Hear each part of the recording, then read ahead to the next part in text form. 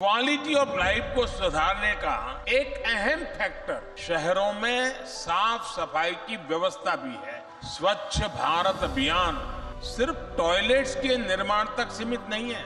इस अभियान में वेस्ट मैनेजमेंट पर भी बहुत अधिक फोकस किया जा रहा है। हमारे शहरों में बड़े बड़े कचरे के पहाड़ बहुत बड़ी समस्या बन गए। अब ऐसे कूड़े के पहाड़ों को हटाने के लिए भी मिशन मोड पर काम चल रहा है और हम कचरे से कंचन यानी वेस्ट टू वेल्थ के मंत्र पर काम कर रहे हैं। कर सकते हैं।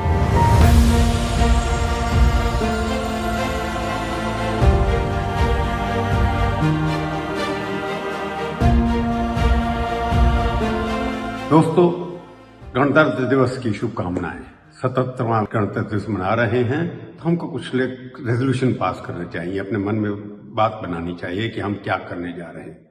कुछ ऐसे वायदे हैं, कुछ ऐसी क्रिया हैं, कुछ ऐसे स्लोगन्स हैं, कुछ ऐसी चीजें हमने रिजॉल्व की थी कि हम ये करेंगे।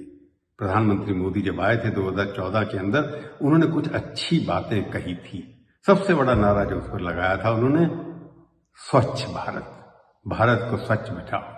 उन्होंने एम्बेसडर भी हमारे अपॉइंट किए थे। उसके बाद स्वच्छ भारत के ऊपर बहुत काम हुआ, काफी पैसे खर्च हुए। अब तक 10 सालों के अंदर कई हजार करोड़ खर्च हो चुके होंगे। कई शहर अच्छे हो गए हैं, कई गलियां भी अच्छी हो गई हैं, परंतु ऐसा लगता है कि लोगों के अंदर स्वच्छ भारत बनाने की भावना लगभग समाप्त हो चुकी है। आज लोग स्वच्छ भारत की तरफ काम नहीं कर रहे हैं। एम्बेसडर पता नहीं कहाँ चले गए हैं। हर गली के अंदर लोग घर के बाहर पहले कूड़ा फेंकते थे, अब कूड़ा घर के बाहर नहीं, गली के पीछे फेंक देते हैं। सारी नदियों के अंदर काम जितना सरकार कर रही है उसको सारा का सारा खराब करते हैं।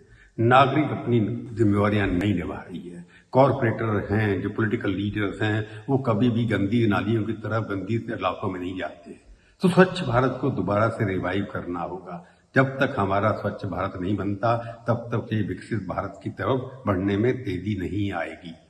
दूसरा जो था हमारे साथ कि बेटी पढ़ाओ बेटी बचाओ, उसके ऊपर ध्यान देना होगा कि कई तरह की घटनाएं घटती चली जा रही हैं। कई प्रदेशों के अंदर बेटियां पढ़ रही हैं, अच्छी एजुकेशन पा रही हैं, पर बेटियों के ऊपर कहीं ना कहीं अत्याचार हो रहे हैं। उसको रोकने की तरफ से दोबारा से प्रतिज्ञा करनी होगी, दोबारा से रेजोल्यूशन पास करना होगा, स्टेट एजेंसीज को काम करना होगा।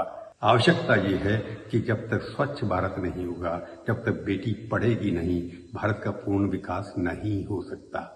इसलिए इस गणतंत्र दिवस के ऊपर हम ये दोबारा से प्रतिज्ञा लेंगे कि हम भारत को स्वच्छ बनाएंगे, हम भारत को विकसित बनाएंगे, भारत को विश्व गुरु बना करके रहेंगे।